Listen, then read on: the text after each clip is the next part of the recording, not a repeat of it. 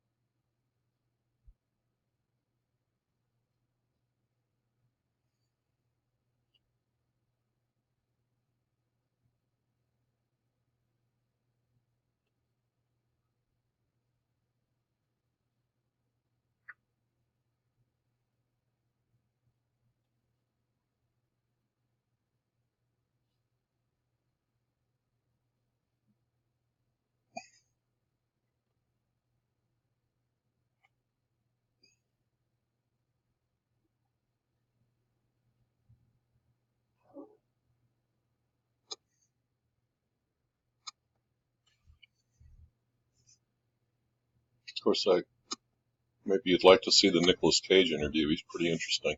So that's a movie called Minority Report, directed by Steven Spielberg, and I think you know who the star of it is. He has irises, or somehow that's his unique ID, and it's tripping off these screens to know who he is and address him individually as he goes by. Is that the future of some kind of out-of-home? Yeah, maybe. So we've looked at a lot of things. We didn't talk too much about the history of out-of-home in the U.S., but it started as those posted bills, like the smaller one you saw for the Virginia colony, and gradually through to the 1900s, they got bigger, and they got put around in different cities and on highways. Were bulletins, and they eventually got standardized sizes. And also, one enterprising gentleman by the last name of Collier, I believe, put ads in streetcars in cities all over the U.S. and actually made a fortune and became a huge real estate developer in Florida.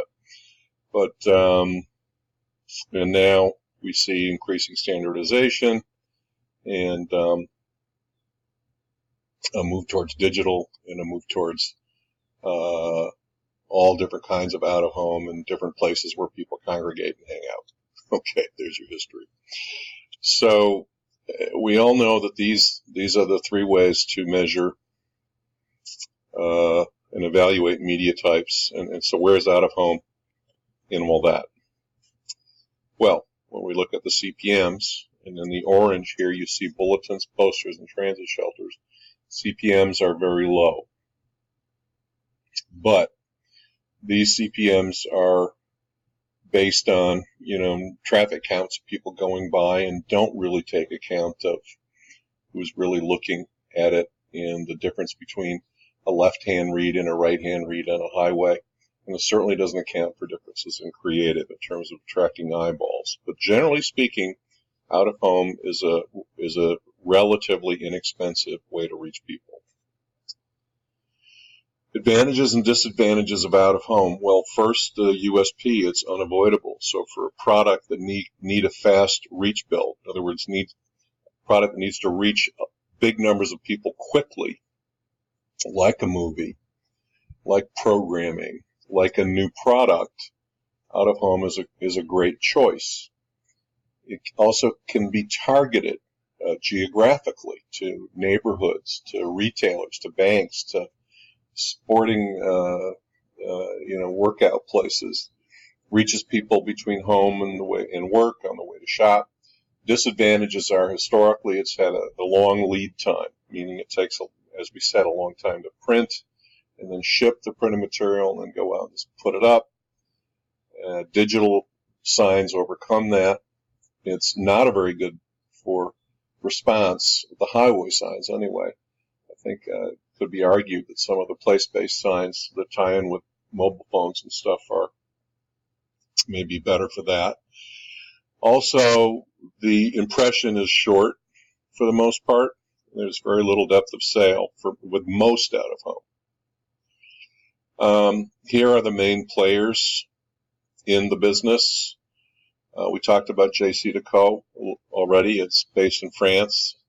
Huge airport, bus shelter, and street furniture company. They do have presence here. In fact, even in New York with the bus shelters.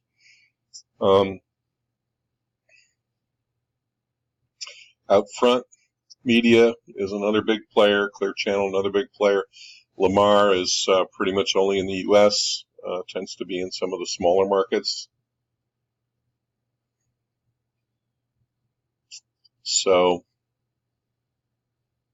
do you remember how we define medium in between two things? Yeah, does anybody know what this is a picture of? What's on the other side of the looking glass? So, we've talked about out of home, and I just wanted to pose this thought to you a little bit as we move forward.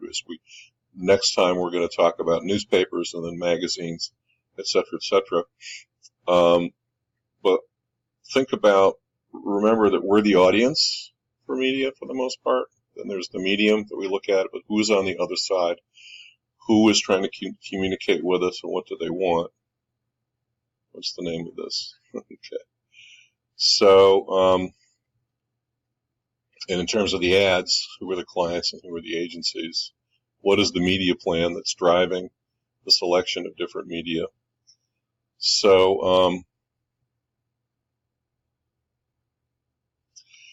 I'm actually going to stop here and do some editing.